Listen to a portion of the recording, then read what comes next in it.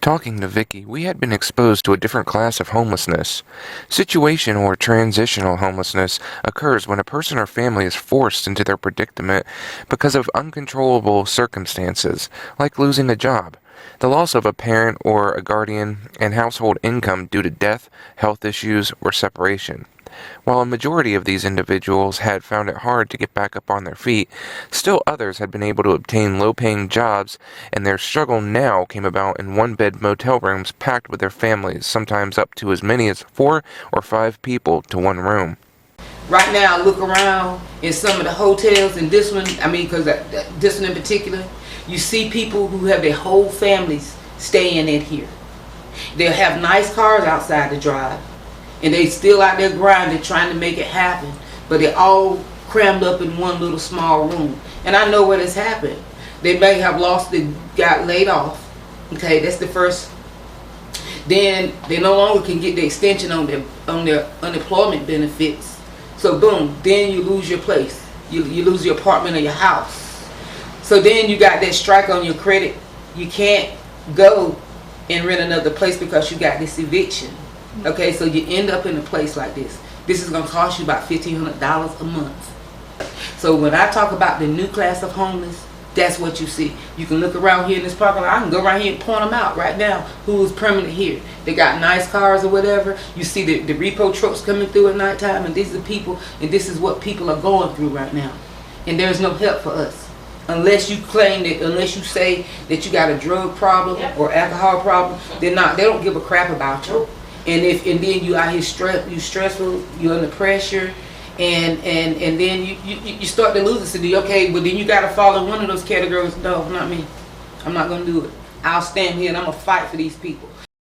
But while we had investigated victims of mental illness, disability, and drug abuse, there were people who existed under completely different circumstances whose love of an unpredictable future drew them to this way of life.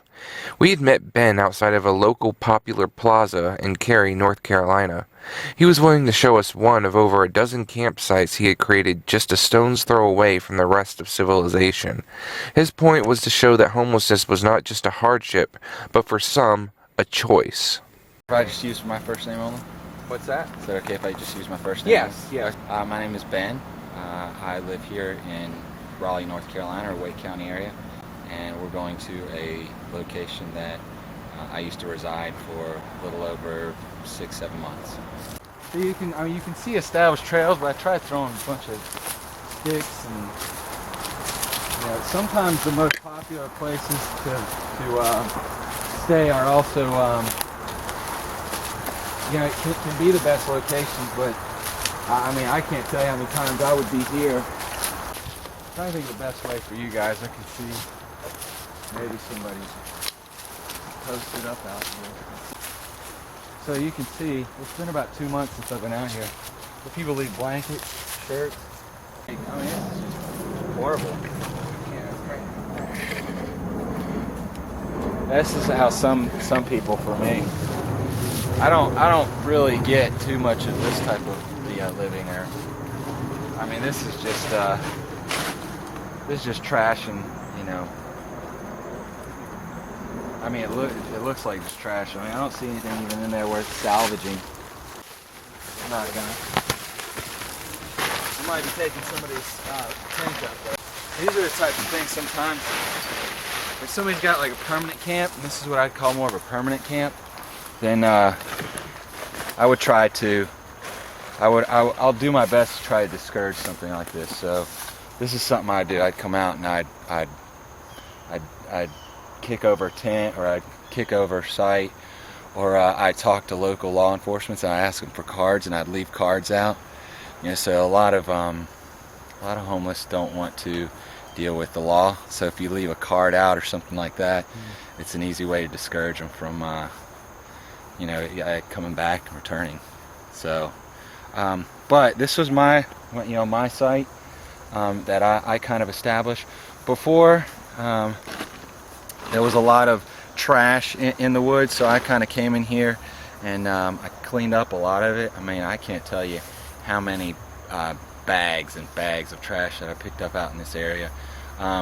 The next biggest thing is, if I'm looking more for when I was looking here for a permanent spot, I really scoped out the area. I would stay locally. I'd talk to a lot of shop owners that are out in the shopping center. And I wouldn't let them know what I was doing, but what I wanted to do was to just get a general feel for the area. So, in all honesty, I'm trying to. I don't necessarily get the homelessness. It just means that I don't have like a steady place that I live. It doesn't mean all the negative things that a lot of people associate with being homeless. So, being homeless for me means being able to be wherever I want, whenever I want, however I want, and I like to do it ecologically. I like to do it ethically, and I like to do it where I can better things. It kind of hurts my feelings. I came out here 2 months ago and this wasn't here. From the looks of it, it looks like it. Other than what I saw in here, it kind of smelled, and I've seen homeless live in all sorts of different places, but the person that was here probably hasn't been here for a good, I don't know, probably 5, 6, 7, 8 days. I mean, the fly was open on this tent, so we've had rain. I'm sure, it might even be longer, to be honest with you. At this point, I don't think that I'm homeless. I am. I would just say I'm free. Yeah, that's what I would say.